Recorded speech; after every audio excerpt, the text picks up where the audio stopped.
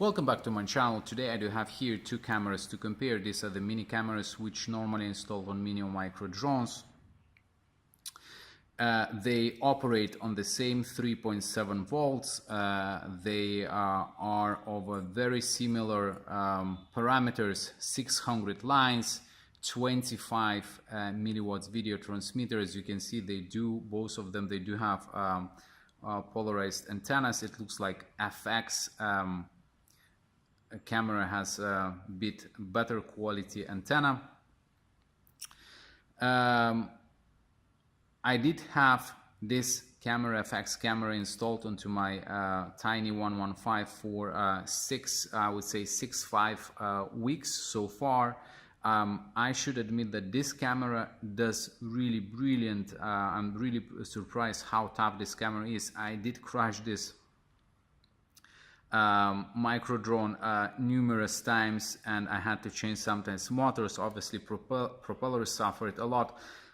And as you can see here, at the, if you have a look at the antenna itself, it's bent.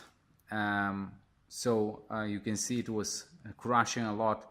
But so far nothing happened to the camera itself. And while having this bent antenna here, I still managed to get pretty good quality of the video.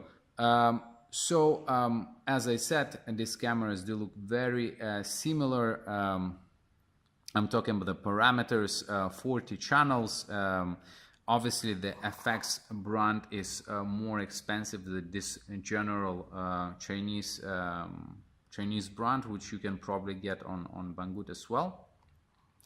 But let's have a look at the weight, and then we may try to do the video test, the distance test. I'll try to walk about 120 meters, 130 meters, and we'll see the quality of the video and the strength, the quality of the video and the strength of the signal. So if we were to put this on the weight, we'd see that this camera probably comes to 4.2 grams. And if we were to weigh FX, it comes to 4.7, but remember it has plastic case on it. So if we were to use to remove the case, probably the weight would drop to 4.3 or 4.2. So weight-wise, pretty similar. So let's have a look now at the quality of the video, and let's check the strength of the signal.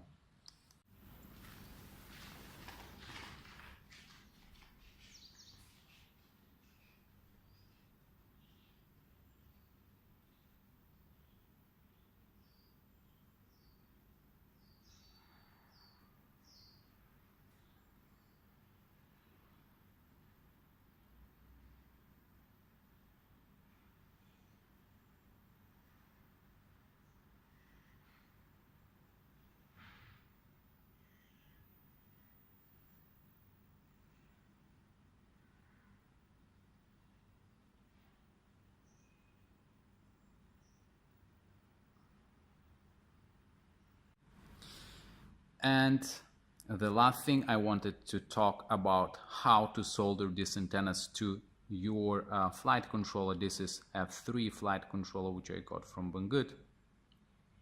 So if you were to use 1S battery, then it is advisable to solder this antenna wires directly to the battery soldering points, which are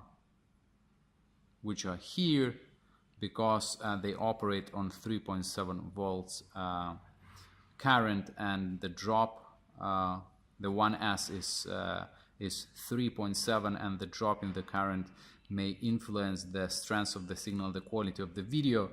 So here the current is more stable at the battery soldering point. So while using 1S, do not solder them, let's say, to your 3.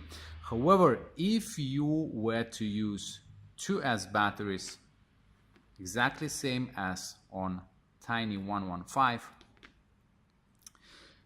do not solder the wires directly to the battery soldering points, and the reason is 2S battery is 7.4 volts, and the camera's working current is 3.7. It means if you were to solder them directly here, the battery soldering points, and connect to 2S, you will burn the camera. So in that case, normally myself I do use UART3 with 2S, and it works absolutely fine. So that's it for today. Thank you very much for watching my videos, and happy flying. I'll see you next time.